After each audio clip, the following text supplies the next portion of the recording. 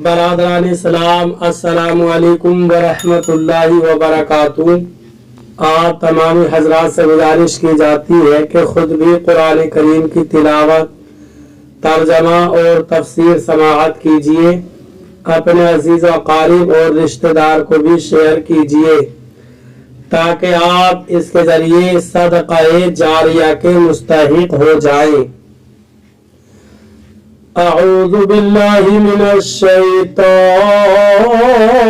الرجیم،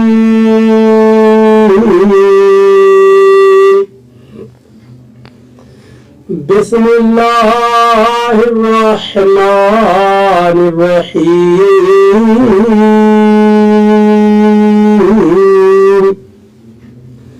ترجمہ کنز الایمان۔ اللہ کے نام سے شروع جو نہایت مہربان رحم والا۔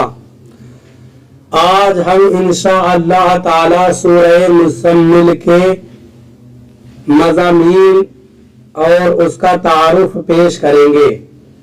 سورہ مزمل مکہ مکرمہ میں نازل ہوئی ہے۔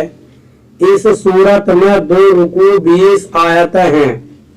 مزمل کا معنی ہے چادر اوڑھنے والا، اور اس سورت کی پہلی آیت میں اللہ تعالیٰ نے اپنے حبیب صلی اللہ علیہ وسلم کو یا ایھا المزمل فرما کر ندا کی ہے۔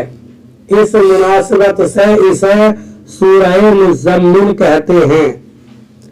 اس سورت کا مرکزی مضمون یہ ہے کہ اس میں حضور اقدس صلی اللہ علیہ وسلم کی عبادت اور وظائف اور اذکار سے متعلق کلام کیا گیا ہے، اور اس میں یہ مضامین بیان کیے گئے ہیں۔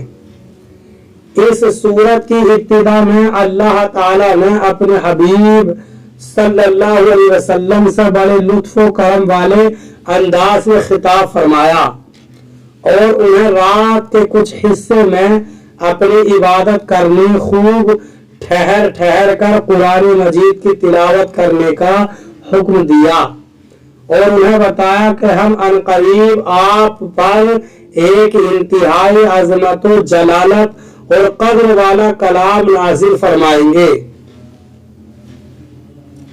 ایک یہ بتایا گیا کہ دن کے مقابلے میں رات کے وقت عبادت کرنے میں زیادہ دل جمعی حاصل ہوتی ہے۔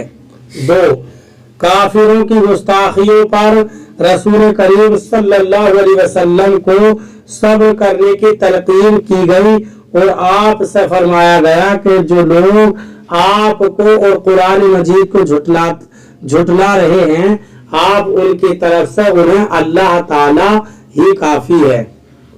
3 قیامت کے دن کفار کے عذاب کی کیفیت بیان کی گئی، اور کفار مکہ کو بتایا گیا کہ جس طرح اللہ تعالیٰ نے فرعون کی طرف رسول بھیجے، اسی طرح اللہ تعالیٰ نے تمہاری طرف بھی ایک رسول بھیجے جو تم پر گواہ ہے، اور اگر تم بھی ان کی نافرمانی کرتے رہے تو تمہیں فرعون سے زیادہ سخت عذاب میں مبتلا کیا جائے گا۔ 4 یہ بتایا گیا کہ دنیا و آخرت کے عذاب سے ڈرانے والی آیات مخلوق کے لیے نصیحت ہے، اور جو چاہے ان سے نصیحت حاصل کرے۔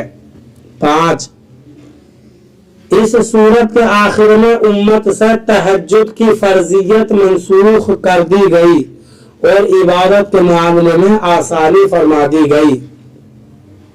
سورہ مزمل کی اپنے سے ماقبل سورہ جن کے ساتھ مناسبت یہ ہے کہ سورہ جن کے آخر میں وحی کی عظمت بیان ہوئی، اور سورہ مزمل میں بھی وحی کی عظمت بیان کی گئی ہے۔